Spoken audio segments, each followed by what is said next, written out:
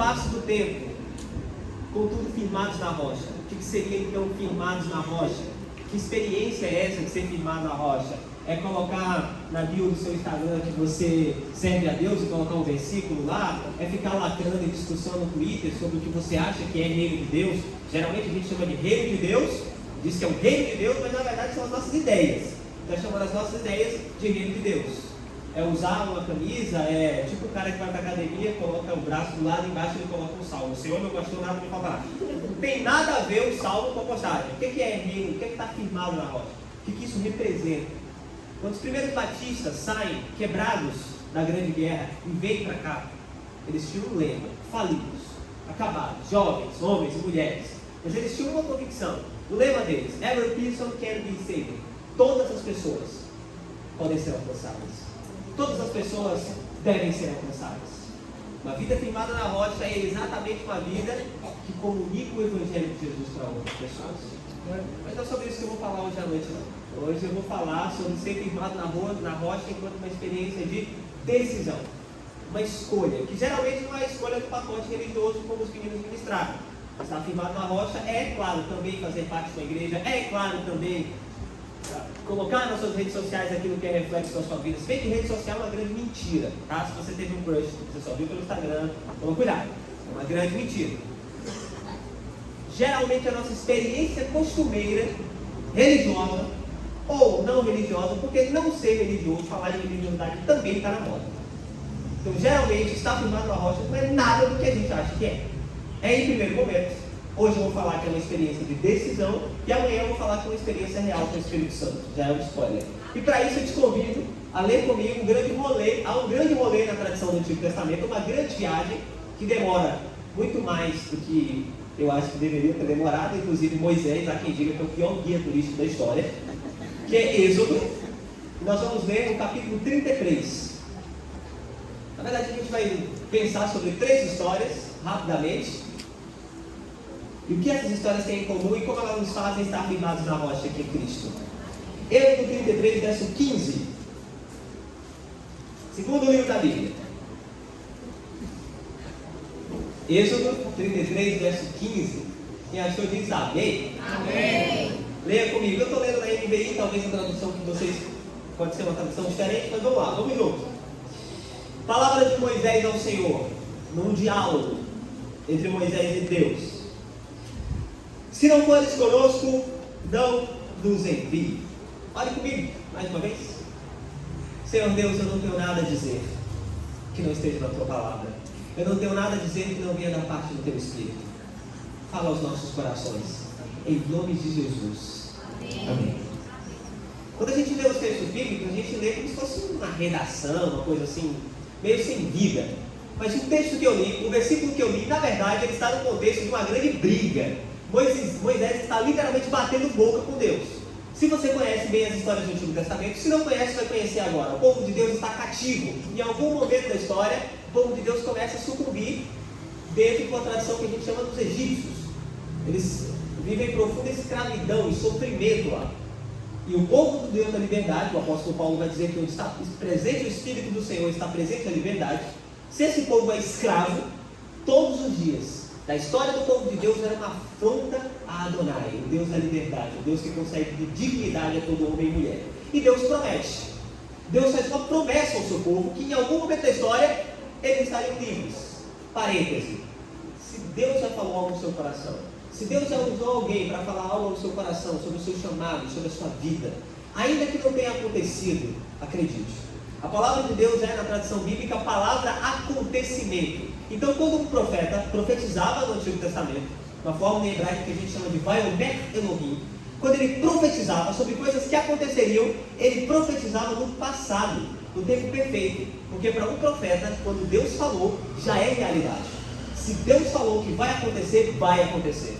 Ainda que você esteja desanimado, ainda que não tenha acontecido naquele momento, aquilo vai acontecer em algum momento da história. Fecha parênteses. Deus prometeu que eles estariam livres até que isso acontece. E o povo começa a ver, era tipo um episódio de Harry Potter, Game of Thrones, era praga, era mar se abrindo, era uma coisa muito louca o tempo inteiro. Quando foi a última vez que você viu o mar se abrir? E a última experiência com o mar, eu estava aprendendo a surfar e eu tomei com um caldo na minha cara, fiquei com o olho vermelho. Você viu, Marcelo, isso? Você viu pragas, mar virar sangue? A gente não vê essas coisas. O povo via todos os dias Deus agir. Era uma experiência muito profunda. Então o povo estava cheio de Deus, o mar se abriu, a galera passou dançando. Se tivesse story, estava todo mundo, Deus 1, Faraó 0. Quando o mar se fecha e o povo agora está no deserto, e o deserto tem um autor chamado Robert Alter, que ele diz que o deserto é um espaço pedagógico de Deus. Os nossos desertos são momentos de Deus nos educar a sermos aquilo que Ele quer que sejamos. O povo começou a ficar pirado. E esse é um problema nosso. Nos tempos de tribulação, a gente começa a prestar atenção naquilo que não deve ser prestado atenção, inclusive na própria tribulação.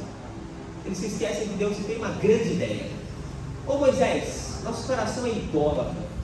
A gente quer um Deus que a gente possa tocar, que a gente possa ver, que a gente possa converter. A gente não consegue se relacionar com Deus que a gente não toca, não ouve e não vê. Eu quero um Deus que eu possa tocar, que eu possa chorar dentro daquela imagem lá. Eu quero isso. Vamos fazer um bezerro de ouro então para a gente adorar. Grande ideia deles. É nesse contexto que Deus se manifesta para Moisés, dizendo: Moisés, eu não sou um homem para mentir. Eu prometi que vocês chegariam na terra da liberdade. Eu prometi que vocês iam ter tudo aquilo que vocês sempre sonharam. Para a gente seria tipo assim: seu crush vai te seguir de volta. Seu varão prometido vai chegar. Você vai passar no seu concurso, você vai ver lá seu nome no diário oficial. Você vai comprar seu carrinho, você vai resolver seu BO. Vai dar tudo certo. É o que Deus está dizendo para Moisés: vai, vão. Eu prometi que daria a terra. Vou dar a terra. Prometi que ia dar a liberdade. Vocês estão livres. Vão. E vou mandar um anjo acompanhar vocês. Não vai faltar nada. Os chinelos, por exemplo, voltavam do zero, a ficar novinhos. Roupa, o look estava feito, a comida, iFood para eles todos os dias. Agora, Moisés, vocês só não terão uma coisa. Moisés faz o cálculo. Vai ter comida, vai ter proteção, vai ter a galera, vai ter a terra. O que é que vai faltar? O que é que não vai ter? E aí Deus diz: vocês não terão a minha presença. Vocês vão ter a terra, vocês vão ter todos os elementos necessários para a subsistência de vocês. Só vai faltar uma coisa. O quê? A minha presença. A partir de agora, eu não vou mais com vocês. Aí o Moisés dá a resposta para Deus. Encontro de Deus com o homem a gente chama de epifania. E uma das grandes epifanias da Bíblia é esse encontro de Moisés com Deus. E se Deus nos provoca dizendo: vão e vão sem mim, Moisés responde. Leio para vocês novamente o verso 15: se não fores conosco, não nos envie daqui. Se a tua presença não vai com a gente, então não tem conferência de Jeffs. Se a tua presença não está no meu namoro com essa pessoa que eu tanto orei e quis, então termina esse namoro agora. Se a tua presença não está discernida na minha graduação, sinto muito, papai e mamãe. Seu filho não tem que ser o que você sonhou que ele fosse. A melhor coisa que você tem para o seu filho é que ele viva, que ela viva profundamente os planos de Deus para ele ou ela. Deixa esse menino largar essa universidade. Se a tua presença não está nesse emprego que está dando grana, você botou um shake agora, pintou o cabelo, comprou um sapato, se a presença de Deus não está ali, já foi. Há um princípio na teologia que a gente chama de princípio da intertextualidade. Textos bíblicos que se conectam, mas eles foram escritos em épocas diferentes, por autores diferentes, que nunca se conheceram, que nunca se cruzaram no rolê nenhum. De lugares geográficos diferentes. A gente acha que a Bíblia toda é Israel e Israel é um lugar desse tamanho. Todo mundo acha que é assim. Não é. E quando eu penso nesse princípio, pastor Samuel, ao olhar a história de Moisés, um homem que recebe todas as garantias de Deus, e Deus disse: só não vai ter a minha presença. Meu texto é enviado para meu coração é enviado para um outro texto bíblico. Gênesis capítulo 22 conta a história de um homem chamado Abraão, sua esposa Sara, e o desejo de ter um filho. Abraão é um homem muito poderoso. A Bíblia hebraica chama ele de Sadik. Ele é um homem justo, ele é um homem poderoso, e que tinha um montão de coisas, mas tinha um sonho no coração dele. É tipo um palmeirense, tem um monte de coisa, mas não tem mundial. Ele tinha um sonho. Seu sonho era ter um filho. Ele já estava velhinho, sua esposa também. Deus aparece: Abraão, pois Senhor, estou aqui. Você vai ter um filho, cara. E ele toma botou a mão na coluna assim, ai já, essa é dura. Com qual? Qual das minhas concubinas? Ele, não moço, não é com concubina nenhuma não, vai ser com Sara. E eu tive uma professora chamada Christy Shadwick, que ela dizia assim, para ler a Bíblia é necessário ter imaginação. Já ao ler essa história, eu imagino Abraão dizendo, Senhor, com todo respeito, soberano, Pai de eternidade, livre de mácula, sentinela de Israel. Com Sara? Acho que só faltou as aulas de biologia, não vai ter como. E Deus diz, Abraão, você não sabe de nada, cara. Eu sou o Deus que digo e acontece. Eu criei falando. Criei falando. Deus falou. Aconteceu. E o que é que acontece? Sara tem um filho. Seu nome? Isaac. Que nós chamamos, a tradição chama ele de filho da promessa. Parêntese, coisa importante. Deus aparece em nossas vidas para nos conceder grandes bênçãos. Mas também para exigir de nós, não é grande sacrifício, que a gente não pode sacrificar nada para Deus. Não há sacrifício nenhum que você tenha que vai satisfazer Deus. Mas para exigir de nós grande compromisso. São coisas diferentes. Fecha parênteses. Se Deus apareceu no primeiro momento para Abraão, dando uma grande bênção, uma grande alegria, porque aquele menino onde Isaac passava, Isaac anunciava que o Deus de Israel pode fazer qualquer coisa. Quando ele hablava, ele falava, olha, Deus de Israel pode fazer qualquer coisa. A vida dele era um milagre, era um milagre ambulante. Deus aparece e diz, Abraão, cadê o Isaac? Senhor, eu não sei, está no baba com os meninos, está jogando Xbox. Está filmado, eu quero isso para fazer o meme depois. Não, pode ficar sentado, não precisa arrumar não. Depois você não tem fio aqui atrás não. Deus aparece, pergunta cadê o Isaac? E ele diz, não sei onde está o Isaac, está por aí. Ele diz, bom, eu sei que você o ama. Eu sei que seu filho tem o seu coração, mas eu quero que você pegue seu filho e faça uma coisa para mim. O que, Senhor? Eu quero que você pegue seu filho e o transforme em um sacrifício de louvor e adoração ao meu nome. Abraão vai para casa, eu não sei o que ele fala para a mãe, para a esposa dele, mãe do Isaac, mas o autor dessa tradição, que a gente chama de tradição javista, uma das tradições que compõem o Pentateuco, relata para a gente que ele está fazendo uma viagem com Isaac, 2 funcionários. Em algum momento daquela viagem terrível, ele diz para aqueles funcionários, olha, vocês ficam aqui e eu e o Isaac vamos para lá. Papo de pai e filho agora. Quando eles chegam ao cume daquele lugar alto, a gente chega no capítulo 22 de Gênesis, verso 7. Isaac vira para o pai e diz assim, papai, as brasas e a lenha estão aqui, mas onde está o cordeiro para o holocausto? Papai, está tudo aqui para a gente fazer um churrasco. Quem é que a gente vai matar? Alguns textos bíblicos eu tenho a oportunidade de lecionar as matérias do Antigo Testamento no seminário, e eu costumo dizer assim, alguns textos bíblicos não estão escritos, parece que eles gritam na nossa cara. Textos bíblicos que nos constrangem, que nos fazem chorar. E o autor não nos dá muitos detalhes. Ele já salta para o verso 9 com Isaac amarradinho para sacrificar um cordeiro na tradição de Israel. Você amarra as mãozinhas assim, ele fica em posição que nós chamamos de posição fetal e amarra os pezinhos. A adaga israelita, ela não é de aço, ela é de pedra. E o cenário que o autor monta pra gente é o pai pronto para matar o seu filho. Outro parêntese que eu faço vários, eu sou fã de Harry Potter. E tem uma das coisas que acontece em Harry Potter é um vilão que quando ele mata uma pessoa, ele mata a si mesmo. Quantos já são pais e mães aqui? Deixa eu prestar atenção. Obrigado. Pode abaixar a sua mão. Apesar das conquistas, das coisas que vocês adquiriram, vocês concordam comigo que o maior bem da vida de vocês, após a sua relação com Deus, seriam os seus filhos? Amém? Feche parênteses. Isso aqui vai por minha conta. Eu acho que se o Abraão tivesse dado aquele golpe no seu filho, ele não matava só Isaac. Acho que um pedacinho dele ia também. Quando Abraão está pronto para cumprir a vontade de Deus e matar o seu filho, Deus aparece de novo e diz, Abraão, Abraão, relaxa, respira e não pira, porque eu não quero a morte do teu filho. Eu quero a vida. Eu não sou o Deus da morte. Eu sou o Deus da paz. Eu não sou Moloque, não sou Baal, não sou Astera. Eu só queria seu coração. Eu só queria seu coração. Vocês conseguem conectar essas duas histórias? Vocês conseguem perceber o paralelo? No primeiro momento, Deus oferta ao homem todas as coisas que ele mais almejava naquele momento. Ele só não teria a presença de Deus. E Moisés vira para ele e diz assim: então eu não quero nada. Se a tua presença não vai com a gente, essa terra não é tão boa. A única coisa que torna essa terra um lugar bonito, um lugar feliz, é a tua presença. Então se o Senhor não vai ninguém. No segundo momento, Deus diz para Abraão: Abraão, eu vou tirar tudo de você. A mão que te abençoou vai ser a mão que vai te esmagar.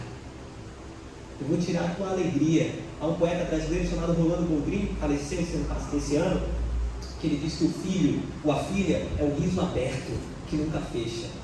Abraão, eu vou tirar o teu riso. E Abraão diz: Senhor, entre ter uma família e não ter a tua presença, eu prefiro não ter uma família. Se você quer tirar tudo de mim, então tira. Só não tira a tua presença.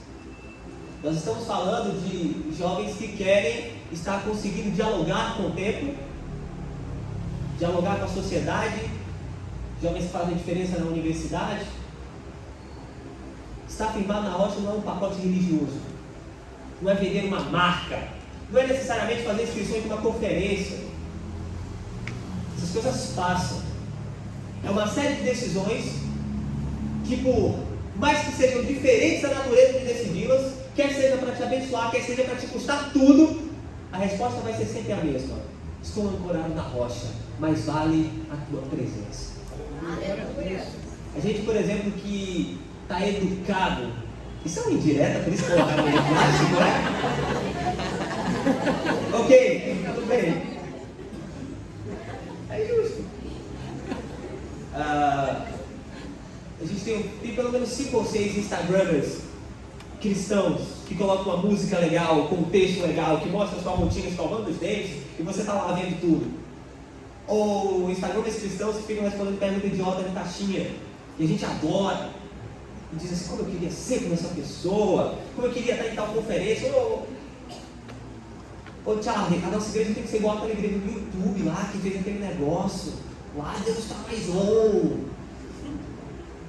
Quando Deus nos chama para aquilo que eu entendo como a liturgia do ordinário, glorificar o seu nome, estar firmado nele, nos nossos desafios, não nas experiências de ontem, mas nossa história. Ter essa coragem. Há um cristão que foi capturado pelo regime nazista chamado Dietrich Bonhoeffer, que ele escreve um livro, e essa é a minha primeira indicação literária para a igreja, especialmente para os jovens, chamado Discipulado, onde ele vai tratar a ideia de graça comum, graça barata. E ele vai dizer assim: a graça de Deus, a salvação, foi de graça, mas o discipulado vai custar tudo o que você tem. Salvação é de graça, mas viver à luz da mensagem do Messias e do seu Espírito a nos guiar vai custar tudo o que você tem. O jovem firmado na rocha não é aquele que lacrou no Twitter em cima de alguém que é ateu. Quando você ouviu falar em Nauzira Nascimento aqui? Nauzira Nascimento foi uma missionária, uma jovem missionária brasileira que estava em Angola com os cocombos. E quando os aviões da FAB e da ONU chegaram, tirando as pessoas de lá por conta dos conflitos, por amor à criança angolana, ela ficou lá. Teve a sua casa bombardeada. E ficou lá, firmada na rocha. Eu poderia contar para vocês, por exemplo, a história do Ronaldo Midori. Pegou um monte de doenças, frágil. Fez sua pós-graduação, seu mestrado, doutorado em grego fora. Poderia estar dando aula no seminário. Foi por meio das aldeias aqui no Brasil, aldeias indígenas, traduzir a Bíblia para os idiomas indígenas. Lá ele lutou contra feiticeiros, lutou contra preconceito, lutou contra um monte de coisa. E ele tinha o mesmo shape que o meu, então cheio de doenças. Uma coisa é tomar Coca-Cola com Ruffles, outra coisa é ter que comer tacacá. Cheio de Deus, traduziu a Bíblia para o idioma daquela comunidade e toda a aldeia serviu ao Senhor e serve a Deus. Jovens firmados na rocha são jovens que têm coragem, no primeiro momento, de pegar oportunidades da vida, grandes alegrias, e dizer: Senhor, só quero se o Senhor estiver comigo. Eu não acho que eu seja um grande exemplo, mas eu me lembro de uma história muito interessante. Eu estava fazendo direito no Centro Universitário Adventista de São Paulo. Apesar de não ser adventista, era meu sonho estudar lá, estudar com o Tiago Arraes. Eu falei: meu Deus, eu vou estudar com o Arraes. Comecei a trabalhar no Santander, estava super bem. E a minha igreja dizia no passado que eu seria pastor. Falava: meu líder, você vai ser pastor. Está arrependido em nome de Jesus, eu quero isso para a minha vida. E fui. E eu me lembro que ao término de um semestre, eu estava com as minhas notas, já era monitor, mandei para os meus pais, que eram obcecados em dar algum tipo de orgulho para eles. E me lembro de sentado naquele quarto, no meu quarto eu dividia meu quarto com um português e um mexicano. Ou seja, eles não calavam a boca nunca. O único momento que eles calaram a boca foi naquela noite. E eu vi os meus pais super contentes por compartilhar as minhas notas e tudo que estava acontecendo na minha vida. E o Espírito Santo falou profundamente ao meu coração. Até para mim, que sou batistão, ele chegou e falou: até para você que é um batistão, quadrador, eu vou falar hoje. E ele disse para mim assim: bom, eu já vi suas notas, eu já vi como é que está o seu semestre, mas é só isso. É só isso, a sua vida vai ser só isso. O curso, e a grana, e as postagens, é só isso, vai ser só isso, você só quer isso. E no final eu senti o Senhor falar no meu coração: mas olha, e apesar dessas notas e do trabalho, ainda não tem um buraco aí não? E tinha. No outro dia, eu tinha uma crush, e todo mundo dizia que a gente ia casar, né? Só que eu não tinha coragem de falar. Então é aquele menino que ficava do lado da menina assim. A gente fazia muita coisa juntos, a gente era voluntário em vários departamentos. E lá tinha um bosque lindo, a gente foi passear, e aquele dia eu falei: hoje é o dia. Sabe quando o brother chega no seu ouvido e diz assim: ó, o não, tu já tem. Eu fui porque eu ia dar 2 notícias para ela: que eu estava apaixonado por ela e que eu seria pastor. Eu inverti a ordem. Era para eu ter falado primeiro que estava apaixonado. Eu fui falar que eu era pastor. Quando eu cheguei naquele bosque, eu virei para ele e falei: hoje ela autoriza que eu conte essa história. Eu falei: Mari, o que foi? Eu vou ser pastor. Aí ela virou para mim assim: todos nós somos pastores, todos nós lideramos alguém, todos nós abençoamos alguém. Aí eu falei: não, você não entendeu, eu estou voltando para a Bahia, vou para o seminário batista, vou me tornar um pastor batista. E a cara dela assim, cada passo que eu dava, ela dava um passo para trás. Ela: nossa, é muita informação, né? Então ela disse: então depois a gente conversa. Foi o último dia que eu vi a Mari na minha vida. E pode parecer engraçado hoje, mas na época eu fiquei muito mal. Fiquei super triste. Depois a gente conversou, já era missionária na Albânia, casada, enfim. Mas custa tudo. Quando a vida nos ofertar tudo, oportunidades, não necessariamente uma oportunidade de Deus, não necessariamente do diabo, são oportunidades. E o nosso desafio é o desafio da escolha, de decidir mesmo. E o nosso critério não precisa ser estético no primeiro momento, ou financeiro no primeiro momento. A primeira pergunta é: o que Jesus faria no meu lugar? Senhor, é a tua presença, é o que mais importa. E a gente consegue discernir isso. A gente não peca enganado. Senhor, a minha obsessão é fazer a tua presença, e se fazer a tua presença vai me custar o meu namoro, então tchau. A tua presença vai me custar a minha formação nesse momento, então tchau. Tem uma frasezinha que é bem de Facebook, sabe, da época do Facebook, mas está certa. Clichês, eles carregam a verdade também, que diz assim: coisas da terra não preenchem corações que foram feitos para o céu. É verdade. Ou talvez Deus vai te confrontar e vai tirar tudo de você. Pastor Samuel, pastor da igreja aqui, eu não vou conhecê-lo, vocês passaram pelo seminário. Imagine comigo que aqui é uma porta. Imaginou? É uma porta. Não importa quem você seja, de onde você venha. Quando você passa pela porta do seminário, se torna seminarista, você fica pobre. Não existe um seminarista rico. Se existe um seminarista rico, ele está roubando alguém. E eu me lembro que eu falei: Senhor, só me mandou para o teu seminário e me faliu ao mesmo tempo.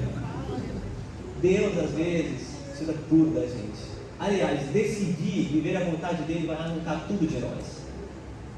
E eu me lembro de uma das histórias. Eu estava lá no seminário e tinha um colega que vinha de um pequeno povoado. O povoado dele, eu acho que não tinha nem 50 pessoas. Era um pouquinho maior do que Nazaré, onde Jesus nasce. Nazaré só tinha 40 pessoas, tá? Você não sabe ficar sabendo. Era bem pequenininho. Ele era aquele cara tão simples, mas tão simples que às vezes ele era grosso. A música mais atual do celular dele era Chico e Capalhais. Só pra você ter noção. Ele cantava às 6 da manhã, ele tinha um vozeirão, eu ficava, ai meu Deus do céu. Eu me lembro que um daqueles meses de maio, eu acho, ele estava no meu quarto, me olhava no espelho e falei para ele, amigo, eu vou pregar todos os domingos em conferências da família e eu só tenho 3 gravatas. As bobagens que a gente fala às vezes, sabe? Como eu falei uma coisa dessa. Eu tinha 3. A diferença é que ele só tinha 2. Uma horrorosa, da época, eu não sei nem que época, eu acho que era do avô dele, parece que era do avô dele mesmo. E a melhor gravata dele, que a igreja, a congregaçãozinha dele se reuniu e comprou e deu para ele quando ele foi enviado ao seminário. Ele volta ao meu quarto com aquela gravata, coloca na minha cama e diz aqui, é sua. Eu falei, não amigo, não precisa não, não precisa emprestar não. Ele disse, eu não estou te emprestando, eu estou te dando. Eu falei, você está maluco? Você só tem 2. Ele disse, pois é, tem muito pouco, e o meu pouco é do Senhor. Foi com aquela gravata que eu fui ordenado no ministério pastoral, que eu fiz a minha primeira ceia, que eu casei a minha irmã. Eu sei que pode não parecer verdade, mas quando Deus pedir tudo de nós, mesmo nesse espaço limitado, carente, acredite, as maiores aventuras da minha vida, Charlie, meu querido vocacionado, é dentro do espaço da presença de Deus, até quando a gente não tiver nada, está tomando um copo de água com creme crack. É a refeição mais gostosa do mundo, desde que Deus esteja à mesa com a gente. Última história que eu tenho para contar. O Novo Testamento vai nos contar sobre alguns homens leprosos. 10, na verdade. E a doença em Israel, ou no Antigo Oriente Médio, ou no contexto do primeiro século, onde se passam as narrativas do Novo Testamento, era tida como uma maldição. Ou seja, se você estava doente, Deus estava te castigando. E eu ouvi recentemente um pastor falar isso, que quem tinha doença tinha demônio. O problema é que ele pegou Covid. Então eu falei, meu Deus, está cheio de demônio, coitado. Mas havia essa crença. E uma pessoa que tinha lepra, ela tinha uma doença epidérmica, portanto na pele. Eram pessoas que eram afastadas da igreja, não tinha sinagoga para eles, não tinha crush, não tinha abraço, não tinha Natal, não tinha festa da Páscoa. Eram pessoas que viviam exclusas. Você já se esqueceu de quem você é em algum momento da vida? Eu já. Estava no internato e lá a gente não tinha nome, a gente tinha o nosso RA, registro do aluno. O meu era 149056. Então às vezes as pessoas perguntavam o meu nome e eu falava meu RA. Qual é o seu nome? 149056. Aí eu demorava para converter. Uma pessoa que fica anos da sua vida no deserto, que era um espaço onde os leprosos eram enviados, ela não esquece só o nome dela. Ela esquece a sua identidade. Ela esquece esse espaço sagrado que é o abraço. Ela esquece o que é o amor. Qual seria, portanto, o sonho de um homem leproso? Ficar curado da lepra. C.S. Lewis diz que onde Jesus brotava, onde Jesus pisava, os sonhos se tornavam realidade. Jesus brota no caminho de 10 leprosos, abandonados pela sociedade, mas não abandonados por Deus. E eles ficam felizes e começam a celebrar e a pular de alegria, num êxtase, uma coisa poderosa. E eu fico imaginando, será que já teve uma experiência na minha vida tão poderosa, tão bacana, que eu celebrei tanto? Vou te contar agora, Thiago. Essa vai te impactar profundamente. Vai tocar o teu coração. Eu estava no seminário, as forças do mal reunidas contra nós. E eu e 10 pastores desmotivados. Até que aquele zagueiro cruza aquela bola. Flamengo que fez. A bola cai no pé de Gabigol. E o Flamengo empata aquele. Foi muito poderoso, viu? Aqueles homens começam a pular de alegria como eu pulei, né? O problema é que quando eu pulei, eu joguei para trás uma garrafa de refrigerante, o reitor do seminário estava, né? Então eu olhei para ele, ele olhou para mim, eu falei, minha bolsa foi pro saco agora. Esses homens começam a pular, 9 deles estão exultantes, celebrando, cheios de alegria. Nós podemos voltar para as pessoas que nos abandonaram, nós podemos voltar para um abraço, nós podemos voltar para a vida. Um deles fica parado. Lembra que eu disse que para ler a Bíblia é necessária imaginação? Imagina aquele cara parado assim, os 9 caras pulando e um parado assim, confuso. E talvez um daqueles 9 chama ele, vem para cá, vamos voltar para lá, para a cidade, porque eles precisavam mostrar o corpo ao sumo sacerdote, tomar um banho ritualístico para depois serem reintegrados à sociedade. Vamos voltar, vamos mostrar o nosso corpo para os sacerdotes. E aquele cara, não vou. Você vai para onde? Você vai fazer o quê? A gente tem família, a gente tem amor agora, vamos voltar. E aquele homem olhando para ele disse, não, eu vou ficar e vou conversar com aquele rabi ali. Você quer o que com ele, moço? Vamos! Você vai falar o que para ele? E provavelmente aquele homem deve ter dito algo como, porque maior do que a minha cura é o autor da minha cura. Maior do que a minha condição é quem me propiciou essa condição. São 3 histórias de 3 pessoas que se firmaram na rocha. Estar firmado na rocha é saber decidir com a própria vida, com o próprio caminho, que tipo de pessoa você vai ser. A pergunta é essa: que tipo de pessoa eu vou ser? Que tipo de vida eu vou levar? Em 3 cenários muito importantes. No primeiro, é o cenário em que Deus vai falar sobre a tua vocação. E o mundo vai te falar sobre a sua carreira profissional, que podem ser coisas distintas. E você vai ter todas as oportunidades, mas não terá a presença de Deus. Alguém firmado na rocha vai dizer, Senhor, ainda que eu tenha todas as coisas, e todo o advento, e todos os recursos, e a pessoa pela qual eu sou apaixonado ou apaixonada, eu ainda prefiro a tua presença. No segundo momento, é o momento em que a vida vai te custar tudo. Você vai estar de luto, você vai estar sozinho, você vai ser abandonada pelo seu crush, você vai perder grana de repente, você vai ser ridicularizada ou ridicularizado. Você diz, bom, está me custando tudo, mas vale a tua presença. E por fim, é quando o dia mais feliz da nossa vida chegar, ou os dias mais felizes, que serão muitos, em nome de Jesus, amém? Amém. Mas quando esses dias chegarem, nós possamos dizer com maturidade, Senhor, maior do que a minha alegria é a tua presença. Pessoas firmadas na rocha são pessoas assim. Eu gosto muito das histórias da minha tradição, por ser um pastor batista. E veio um judeu para o Brasil chamado Salomão Ginsburg, convertido à tradição batista. Ele começa a reunir todos os hinos da tradição cristã e monta um texto que eu acho maravilhoso, que é o Cantor Cristão Batista. E entre os hinos do cantor cristão tem um hino de uma moça chamada Sarah Flower Adams. Infelizmente ela morreu muito cedo. E melhor do que toda a minha ministração é o hino dela, que ela comunica a canção da vida, que ela comunica aquilo que deveria ser a canção do nosso dia a dia. Infelizmente a gente chama de hino de velório. Eu não sei cantar, mas eu encerro com esse hino, que é o hino que pessoas firmadas na rocha entendem o que significa e entoam. É um hino onde ela diz assim, mais perto quero estar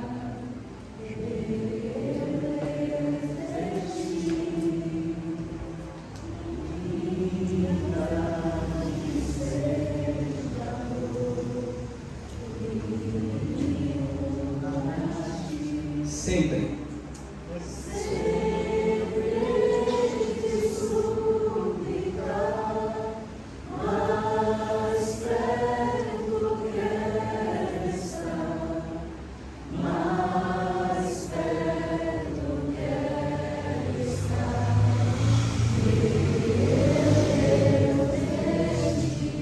Senhor, nós te adoramos, Pai. Recebemos a tua palavra, recebemos os teus louvores. Ensina-nos a escolher o teu caminho.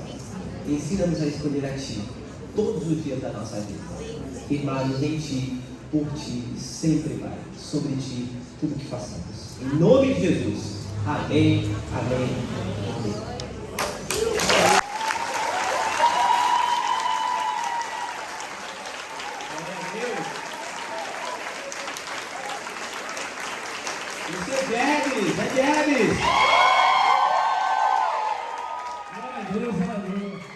Gostaria de louvor, queria convidar vocês. Júnior, muito obrigado. Esse foi o início da nossa conferência. Muito obrigado pela palavra. Deus continue te usando tremendamente. Gente, Quero agradecer a todos que estão nos visitando nessa noite. Não vou perguntar quem está aqui a primeira vez ou está nos visitando, mas sejam todos muito bem-vindos, tá bom? É muito bom ter vocês aqui com a gente, né? É uma honra ter vocês conosco. Hoje foi o início da nossa conferência. Amanhã e pela manhã a gente não vai ter, porque a gente tem uma programação do Dia dos Pais, né? A nossa igreja vai estar lá na Dona Fora, fazendo uma homenagem aos pais. Mas à noite a gente vai estar aqui, né, galera? À noite a gente vai estar aqui, a gente vai ter nossa abertura, né, onde a gente traz uma apresentação também. O nosso culto começa, o nosso culto de adoração começa às 18h30, tá bom? Então não perca, não fique de fora.